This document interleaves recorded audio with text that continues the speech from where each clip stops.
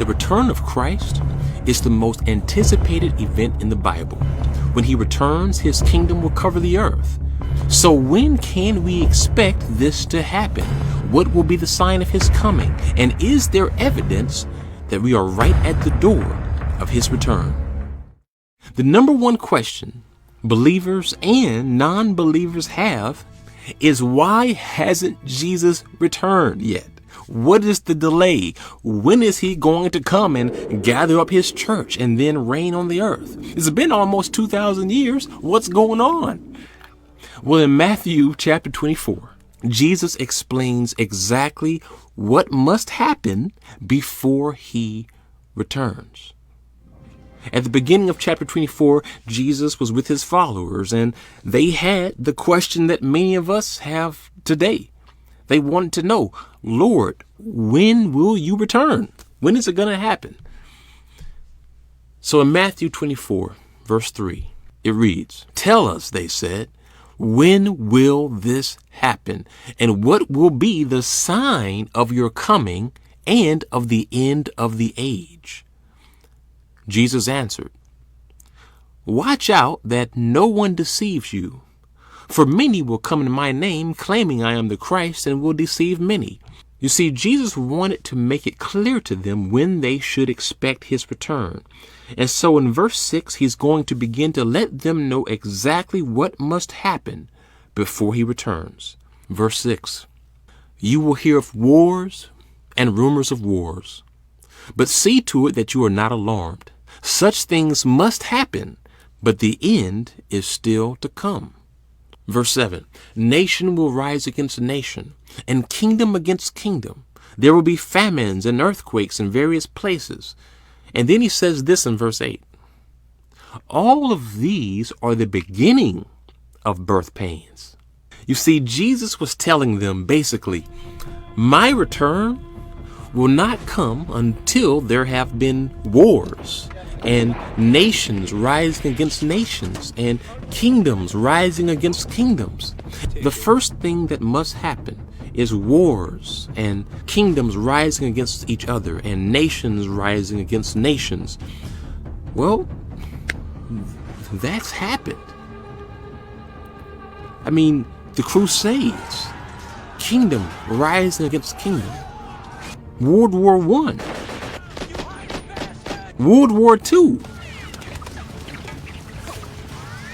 Vietnam, nation rising against nation. And even today, wars and nations are clashing.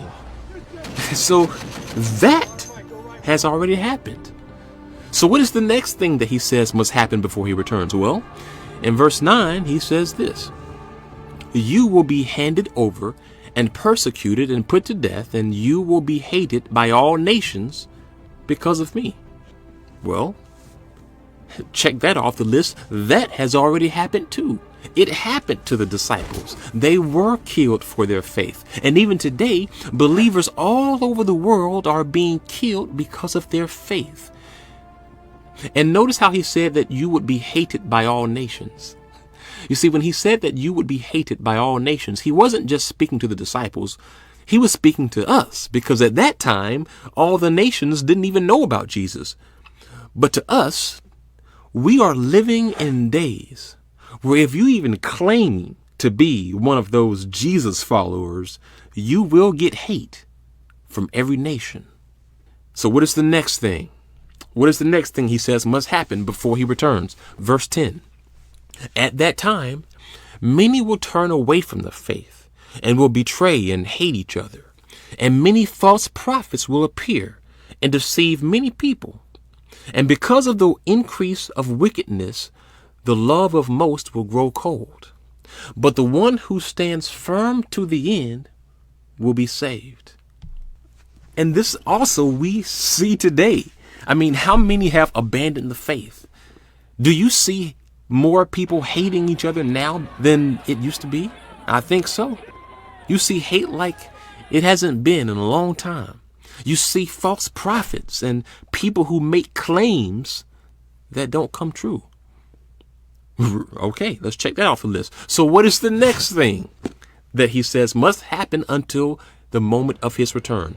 We've experienced the wars. Okay, we've had the wars. We have seen believers killed for their faith. We've seen hatred among people. What is the final thing that he says must happen before his return? Here it is, verse 14. And this gospel of the kingdom will be preached in the whole world as a testimony to all nations, and then the end will come. And that's it. That's it. He says his return doesn't happen just after there have been wars and earthquakes. No, he says his return happens when every nation has heard the gospel of the kingdom. Wow. Now I want to show you something here. When you look at the word for nations, it is the Greek word ethnos. And in the Greek, you will see that in the Bible, that word ethnos primarily refers to Gentiles.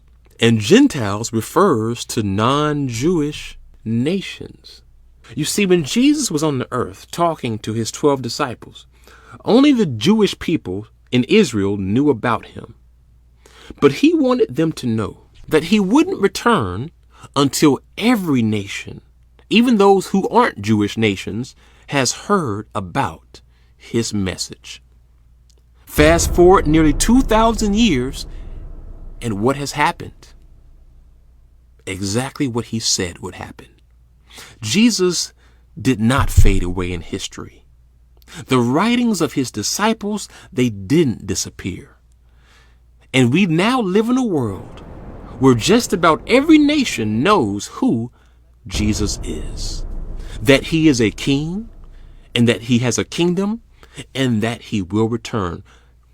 Now, that was one of the last things Jesus said would happen before he returns. He said that there would be wars, there would be a lot of hate, and then he said that when every nation has heard the good news of the kingdom, then I am going to return. And we are living in times today where most nations, especially the Gentile nations, know that Jesus is the King of Kings. And if you say, who is the Son of God, they will say, oh, Jesus. If you say, who is the King of Kings, they will say, oh, Jesus. They know that he has the kingdom. They know that he is promised to return. The nations know.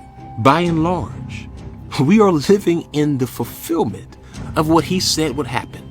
We have had the wars. We have had the hate. And now, for the first time in history, just about every nation knows who he is. In fact, with YouTube, just this video alone is reaching every nation. Think about that. You see, Satan thought that YouTube would be a tool to spread hate. And yeah, that's happened. But God has flipped it and used YouTube as a tool to spread the kingdom.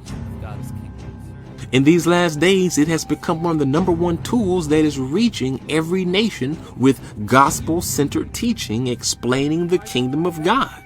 Remember, Jesus never said that every person would hear his message. What he said was every nation would hear. And in this generation, God has allowed technology to advance for the purpose of doing what the people in Jesus' day would have thought impossible, and that is reach every nation with God's kingdom in a single day.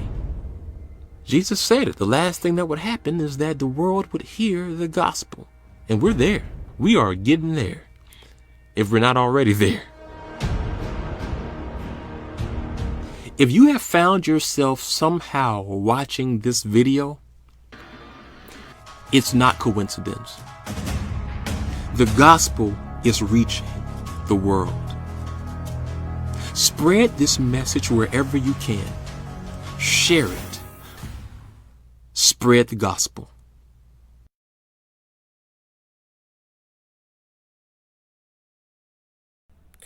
Thank you so much for coming back to my channel. The video you just watched, I know so many people would think that this video is a lie, is not true, and it's not useful and other stuff. But my brothers and sisters, Everything the man said in that video is 100% true. If you think it's a lie, carry your Bible, follow him throughout the video and all the vex that he said. Read it on your own and you will know what he's trying to tell us all. So please do not take this video for granted.